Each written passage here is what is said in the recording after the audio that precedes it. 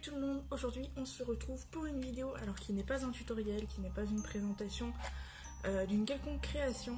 Ça va être un petit peu une vidéo conseils et astuces pour commencer la Fimo, pour commencer le scrapbooking, pour commencer tout simplement les loisirs créatifs. Alors je vais commencer d'abord par la Fimo. Alors tout d'abord la Fimo, le conseil numéro 1 que je peux vous donner, c'est quand vous commencez, n'achetez pas tout ce que vous pensez avoir besoin, tout ce que vous voyez dans les vidéos. Commencez principalement avec par exemple 3-4 pins de Fimo, genre les couleurs principales, le noir, le blanc, le rouge, le vert, le bleu, ces couleurs vraiment basiques. Prenez juste quelques pins de Fimo. Si vous trouvez des demi-pins de Fimo, c'est encore mieux. Comme ça, si vous êtes sûr que ça ne vous plaît pas, vous ne gaspillez vraiment pas trop de Fimo. Donc n'hésitez surtout pas à prendre juste quelques pins de Fimo pour vous adapter avec la matière, pour vous adapter à comment faire des créations, etc. Donc vraiment le premier conseil que je vous donne, c'est d'abord juste en premier, acheter juste 1 ou 2 voire 3-4 pins de Fimo, mais pas plus. Parce que si vous ne savez pas comment vous allez adhérer, peut-être que vos premières créations seront waouh, vous le trouverez génial, pardon, excusez-moi, mais peut-être qu'après vous allez vous lasser. Donc vraiment, commencez tout doucement avec la Fimo. Et vous pressez pas surtout pour avoir tous les matériels que vous voyez dans les vidéos YouTube avec d'autres fimoteuses, etc. Donc vous pressez pas. Le conseil numéro 2 que je peux vous donner, c'est pareil pour les outils. Au lieu de commencer avec tous les outils que vous voyez, par exemple, moi j'ai plusieurs outils. J'ai des outils comme ceci, j'ai des outils en silicone et j'ai des outils en bois. Donc j'ai toutes sortes d'outils. Sincèrement, c'est pas vraiment la peine de commencer tout de suite avec ces outils. J'ai pas du tout commencé avec ces outils-là. Moi, j'ai commencé petit à petit. J'ai juste pris le principal. Par exemple, si vous avez besoin d'un rouleau, n'hésitez pas à prendre par exemple un tube de lysopaïne qui a quand même une grandeur assez correcte, ou même un tube de Berocca si vous connaissez. Ils sont assez grands et ça fait très bien l'affaire au début pour pouvoir rouler votre pâte. Ensuite, c'est souvent que dans les vidéos. Alors par exemple, vous voyez, on peut voir les fimoteuses utilisées. Alors attendez que je trouve mon petit outil. On voit les fimoteuses utiliser ce genre d'outil. Alors celui-là, hop, attendez. Donc celui-là, donc l'aiguille. Si vous n'avez pas d'aiguille, c'est pas grave. Il y a des alternatives. Il y a les cure-dents. Les cure-dents sont hyper pratiques pour les textures. Tout le monde en a chez soi normalement, et puis même ça coûte pas très cher dans les magasins comme la Foire Fouille, Action, etc. Vous pouvez en trouver facilement et ça remplace très bien l'aiguille. C'est exactement la même chose. Vous en avez plusieurs, donc s'il casse, il est réutilisable. Votre outil, une fois qu'il casse et qu'il n'y a plus la mine, vous êtes obligé d'en racheter un et ce sera aussi cher que d'acheter plusieurs boîtes de cure-dents. Donc les cure-dents sont hyper pratiques pour la texture. Par exemple des gâteaux, pour faire de l'herbe, parce qu'on utilise souvent les aiguilles, vous savez, en petits cercles pour faire une certaine texture, une texture hachée, mais les cure-dents ça fait très bien l'affaire au début. Donc ne paniquez pas si vous n'avez pas exactement les mêmes outils que vous voyez sur les vidéos certaines fimoteuses. Les cure-dents ça fera très bien l'affaire. Ensuite, ce que je peux vous conseiller pour le matériel, c'est pour certaines textures du papier alu. Le papier alu peut faire plusieurs textures, c'est très utile pour servir de support, également pour certaines créations que vous mettez au four. Le papier alu c'est super pratique aussi. J'en utilise pas forcément, j'ai pas encore eu l'occasion d'en utiliser, mais c'est très pratique. Donc surtout n'hésitez pas à utiliser les cure-dents, le papier alu, etc. Un matériel aussi pour protéger votre bureau. Il y a plusieurs fimoteuses qui utilisent les plaques de carrelage, les plaques de plexiglas, etc. transparents. Au début, vous n'en avez pas forcément, vous n'avez peut-être pas les moyens d'acheter ça parce que c'est pas tous les magasins qui font des échantillons gratuits. Donc si vous avez un souci après ça, prenez un set de table que vous avez nettoyé, que vous nettoyez après chaque utilisation. Ça protégera votre bureau. Donc moi c'est ce que j'ai, vous avez vu dans mes précédentes vidéos, c'est mes petits sets de table Rennes que j'utilise. Il y en a 2 autres sur ma table à manger, donc ceux-là sont vraiment faits pour être utilisés pour la Fimo, le scrap, etc. Donc vous pouvez protéger en attendant votre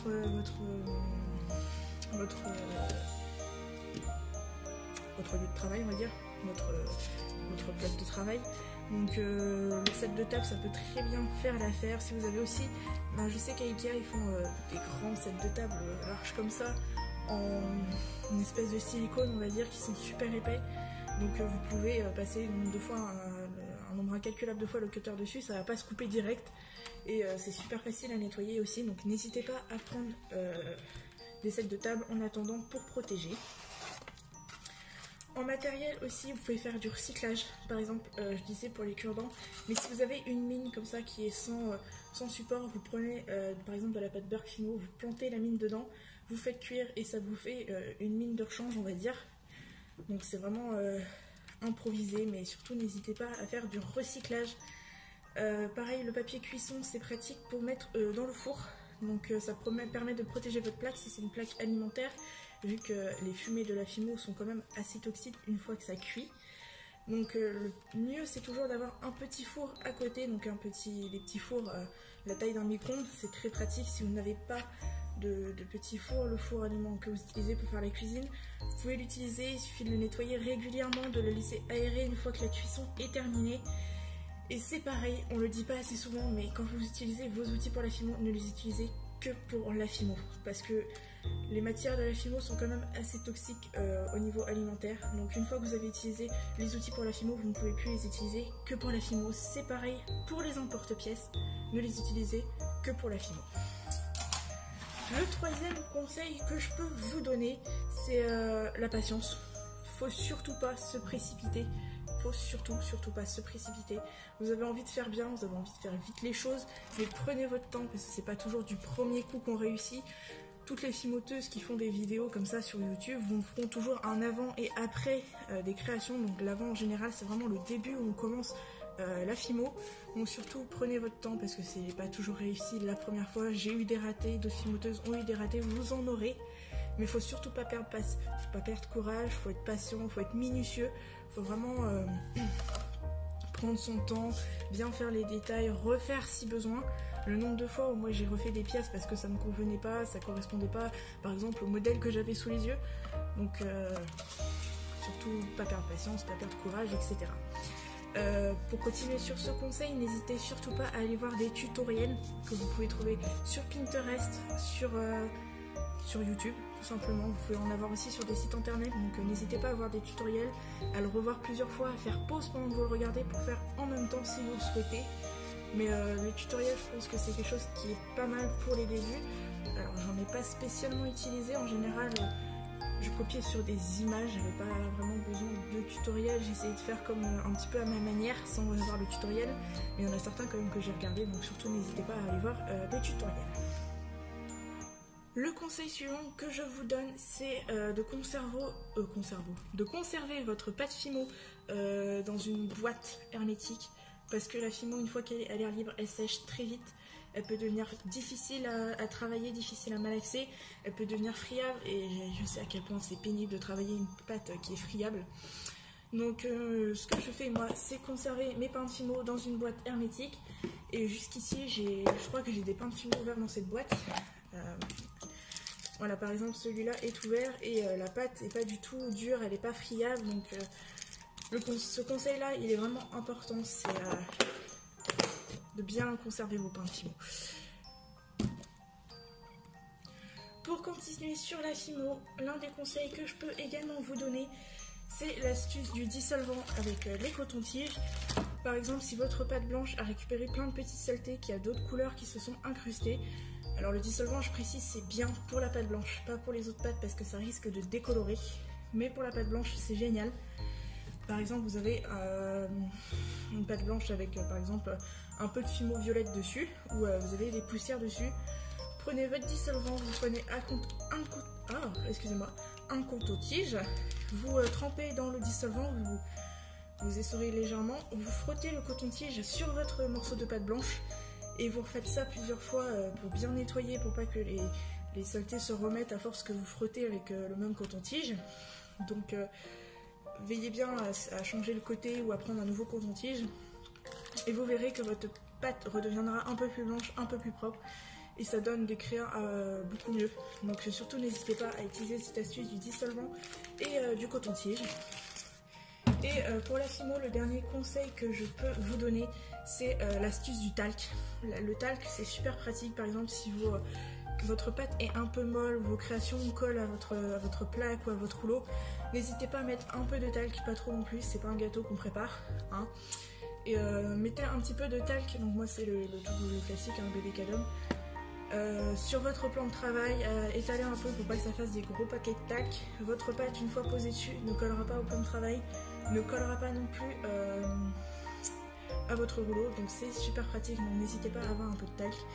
Et j'allais oublier aussi un dernier petit conseil, du coup, si votre création est trop molle et que par exemple vous avez des petites découpes à faire dessus, par exemple si vous avez un gâteau et que vous devez découper des parts, n'hésitez pas à la mettre au frigo pour qu'elle durcisse légèrement, pour qu'elle soit moins molle, moins coulante que vous allez couper, et vous allez voir que vous allez découper des parts plus nettes sur les côtés et c'est vraiment top comme astuce, donc surtout n'hésitez pas à refaire cette astuce.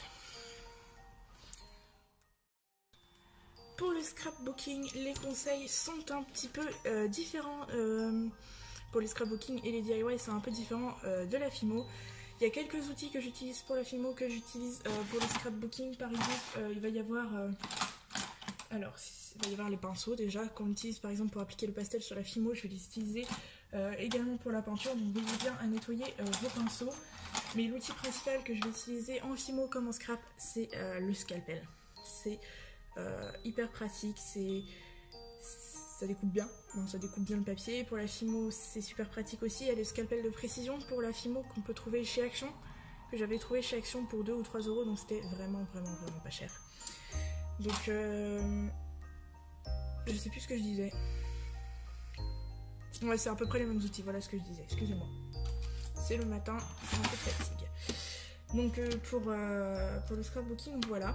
Le prochain conseil, c'est le recyclage. Vraiment, en scrapbooking, quand vous faites quelque chose, il n'y a rien ne se perd en fait. Tout peut être réutilisé. Les objets de la vie quotidienne peuvent être réutilisés. Par exemple, pour réaliser mon calendrier de l'Avent, j'ai juste réutilisé les rouleaux de papier toilette. Donc là, je refais une petite réserve. Donc j'essaye d'en avoir quelques-uns peut-être pour l'année prochaine pour refaire un calendrier. Par exemple, moi j'ai réalisé pareil avec des rouleaux de papier toilette, ceci.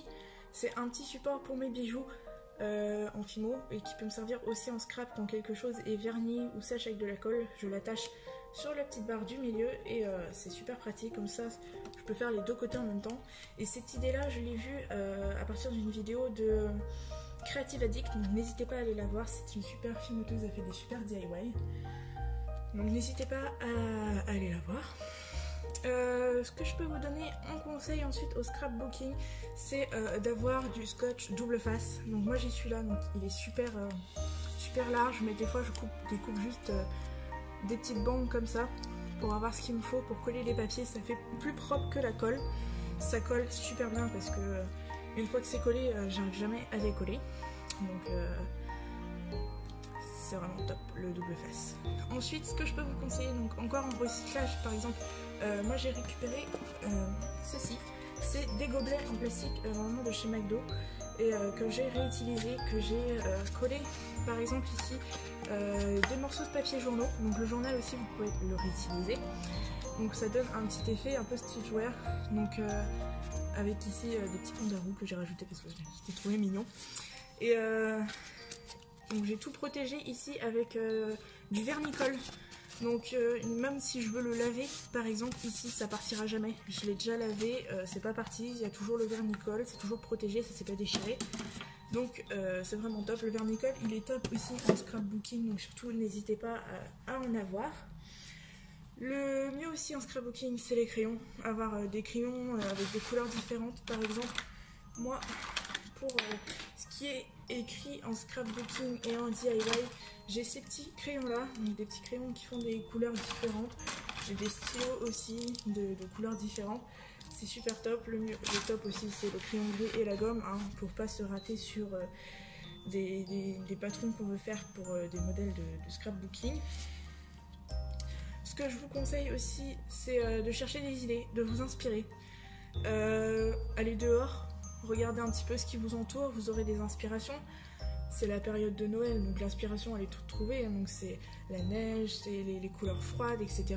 C'est tout trouvé. L'été c'est les couleurs chaudes, c'est les oiseaux, c'est les fleurs, c'est les arbres, c'est le soleil, c'est tout ça. Donc sortez, n'hésitez pas à avoir de l'inspiration. Regardez aussi ce que vous pouvez trouver sur internet, ça aide pas mal. Le meilleur site je trouve pour trouver l'inspiration, Pinterest. Ça reste le meilleur site. Je vais vous mettre un petit exemple ici à ma gauche de la page Pinterest, des idées que j'ai pu enregistrer sur ma page Pinterest. Donc n'hésitez pas à les regarder. Pour continuer sur le scrapbooking et les DIY, le top c'est les stickers. Vous pouvez en trouver partout, pas forcément des hyper chers, mais vous pouvez trouver toutes sortes de stickers. Par exemple, j'ai cela moi pour Noël, c'est des stickers 3D que j'ai acheté à Nose, donc vraiment pas très cher, ils étaient à 1 € je crois. Et il y avait 2 plaques dedans. Il y avait des stickers comme ça sur le thème du voyage aussi, c'était à la foire fouille. Donc les stickers c'est super aussi. Vous avez également pour décorer vos créations DIY, scrapbooking, etc. Vous avez les masking tape. Les masking tape c'est super. Il y en a des super jolis, il y en a de toutes sortes, de toutes les couleurs, de toutes tailles, de toutes matières. Donc c'est vraiment ces rouleaux là, le masking tape. Donc là par exemple moi j'ai du Noël pour ces deux là et celui-là. Ensuite j'ai d'autres, là j'ai du rose avec des formes, ici j'ai du rose avec des petits cœurs, ici c'est du noir et blanc à rayures. Rayures un petit peu rectangulaires, je sais pas trop comment dire. Mais voilà, le masking tape c'est top. Ce que vous pouvez utiliser aussi c'est les rubans. Les rubans s'utilisent énormément. Par exemple pour, vu qu'on est en pleine période de Noël, moi je vais avoir du ruban comme ceci, donc avec des étoiles. Je vais avoir du ruban comme ceci avec des petits flocons. J'espère que vous voyez bien qu'avec le faux jour de la fenêtre c'est pas trop dégradé l'image. Je vais avoir du comme ça aussi avec marqué Merry Christmas dessus. Il y en a de toutes sortes, il y en a des plus fins, par exemple j'ai du plus fin ici qui est marron. Je vais avoir du vert comme ça qui fait un peu été, qui rappelle peut-être un peu les chemises de grand-père ou les tables de pique-nique. Il est super sympa. Je vais également avoir un petit peu plage aussi, celui-là, le bleu, avec les effets couture sur le côté. Donc ils sont super sympas, donc n'hésitez pas à les utiliser, ceux-là. C'est super pratique. Et le dernier conseil que je peux vous donner pour les DIY et les scrapbooking, c'est pareil que la Fimo, c'est de la patience, prendre son temps pour faire les choses, pour que ça soit à votre convenance, pour pas évidemment faire exactement pareil que ce que les autres voient, essayez un petit peu d'y mettre de votre imagination, de votre d'originalité, de vos inspirations, tout ce qui sort un peu de votre tête, et ce sera toujours super, croyez-moi. Du coup, je vous laisse sur cette fin de vidéo, j'espère qu'elle vous aura plu. N'hésitez pas à me dire en commentaire ce que vous en pensez, si ces conseils vous ont été utiles, si vous avez des demandes particulières, par exemple si vous avez fait telle chose et que vous ne savez pas quoi faire, n'hésitez pas à me le demander, je serai ravie de vous répondre. La prochaine vidéo qui sortira, ce sera peut-être une présentation des sites utiles quand on fait de la Fimo et des DIY, des scrapbooking, tout ça, enfin des loisirs créatifs tout simplement. Donc si vous avez envie d'avoir des sites en particulier, par exemple si c'est juste pour les apprêts, si c'est pour commander de la Fimo, pour commander des papiers, etc., pour commander du vernis, ou les magasins aussi, il n'y a pas que les sites, il y a les magasins aussi. Donc je vous ferai ça dans une prochaine vidéo, donc j'espère vraiment que cette vidéo vous aura plu. Laissez un commentaire si ça vous intéresse, abonnez-vous si vous voulez voir la suite de mes vidéos, et sur ce je vous dis bye bye, à la prochaine vidéo.